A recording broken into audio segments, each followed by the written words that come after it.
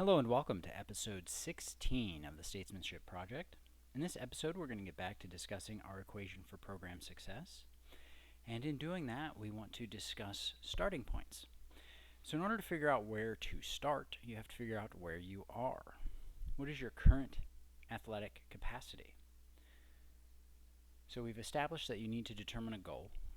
And in setting a goal, a realistic goal, you have to assess where you are pragmatically.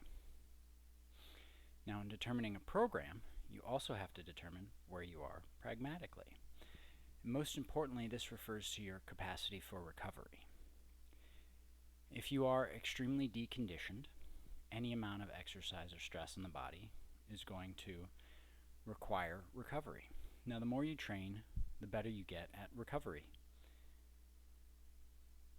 Also, as you improve your work capacity, the more intense workouts you can withstand and recover from. So we want to keep this in mind. If you are extremely deconditioned, basically, if going on a 15-minute walk would tire you, you don't want to do more than that. Once you can comfortably walk for, say, a half hour at a time without being fatigued, then we can start doing strength work.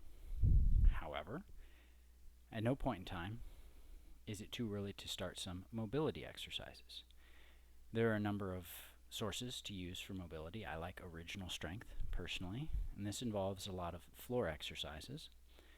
So you do, essentially, you look at the way a baby learns to walk.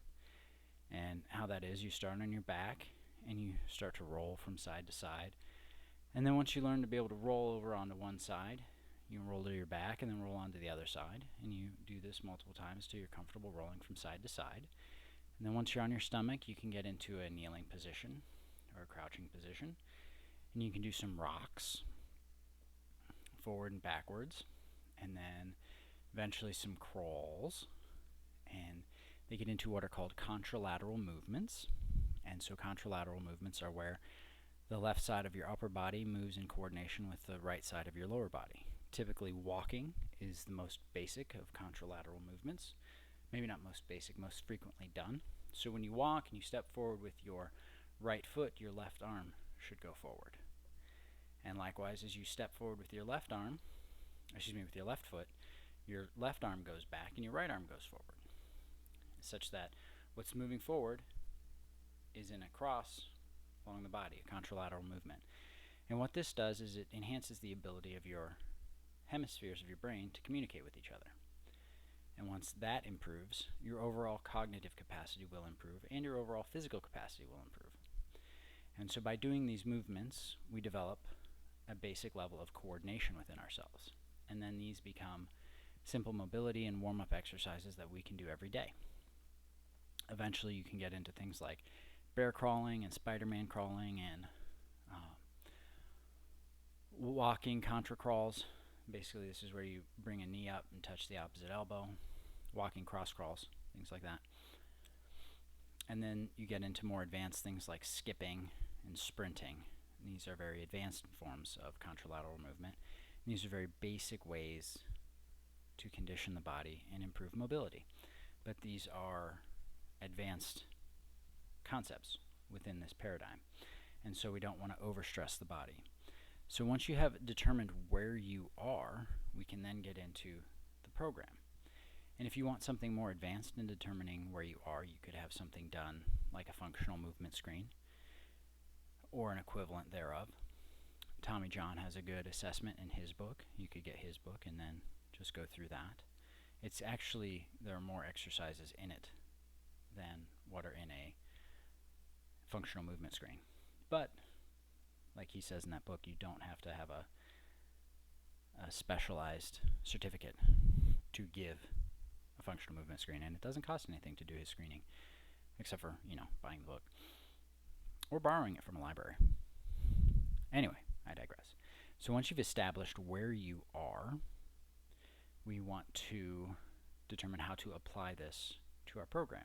So if you're extremely deconditioned, maybe exercising involves a walk for 15 minutes a day every day. Maybe it involves 30 minutes 3 times a week. As this gets better, you can add time to your walk, add intensity, add distance.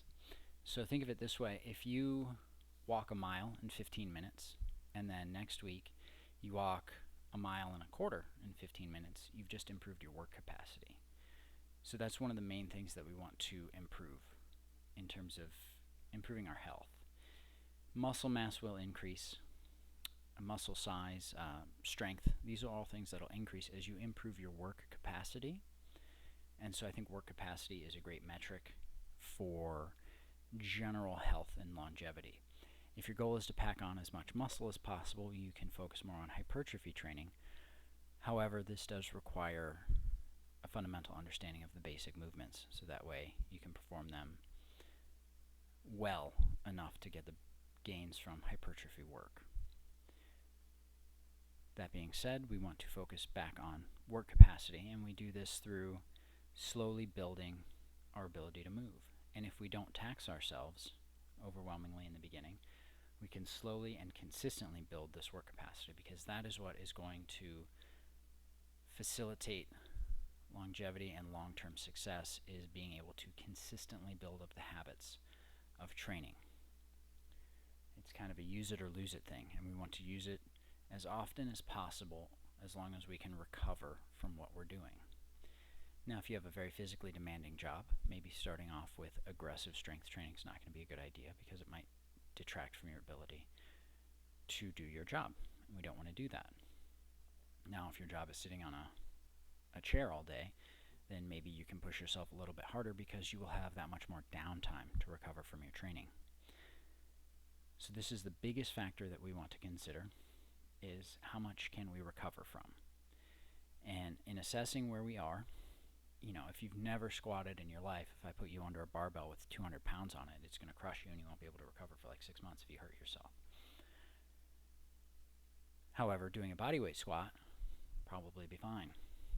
If you're really tight or very overweight, just doing basic movements and going for walks is going to be excellent for you. And again, if you need an extra day to recover in the beginning, take that time. And then once you're recovered, you can get back to training. So we want to assess where we are.